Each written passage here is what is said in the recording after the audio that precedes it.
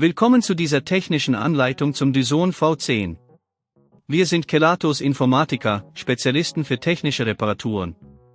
Wir holen dein Gerät direkt bei dir zu Hause ab, führen eine kostenlose Diagnose durch und schicken dir einen Kostenvoranschlag, bevor wir reparieren. Keine Anrufe, keine Fahrten.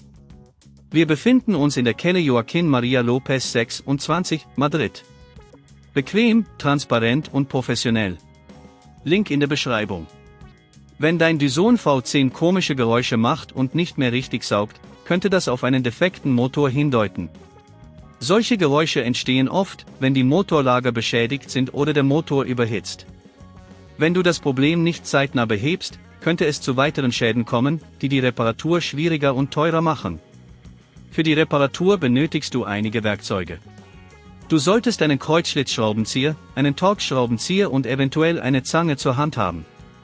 Es ist ebenfalls hilfreich, eine antistatische Matte zu verwenden, um deine Bauteile zu schützen. Beginnen wir mit der Schritt-für-Schritt-Reparatur. Zuerst öffnest du den Dyson V10. Stelle sicher, dass das Gerät ausgeschaltet ist und entferne den Akku. Suche die Schrauben an der Gehäuseunterseite des Gerätes und entferne sie vorsichtig. Achte darauf, diese an einem sicheren Ort zu lagern. Nachdem das Gehäuse geöffnet ist, kannst du den Motor lokalisieren. Dieser befindet sich in der Nähe des Filters und ist durch mehrere Schrauben gesichert. Entferne die Schrauben mit dem Torx-Schraubenzieher und achte darauf, die Kabel vorsichtig zu lösen, ohne sie zu beschädigen. Wenn dir das an dieser Stelle zu kompliziert wird, denk daran, dass wir bei Kelatos dein Gerät zu Hause abholen und es dir repariert zurückschicken. Nach dem Entfernen des alten Motors setze den neuen Motor an seine Stelle. Achte darauf, alle Kabel wieder korrekt anzuschließen und die Schrauben festzuziehen, aber übertreibe es nicht, um die Gewinde nicht zu beschädigen. Schließe das Gehäuse des Dyson V10 wieder und setze die Schrauben an die dafür vorgesehenen Stellen ein.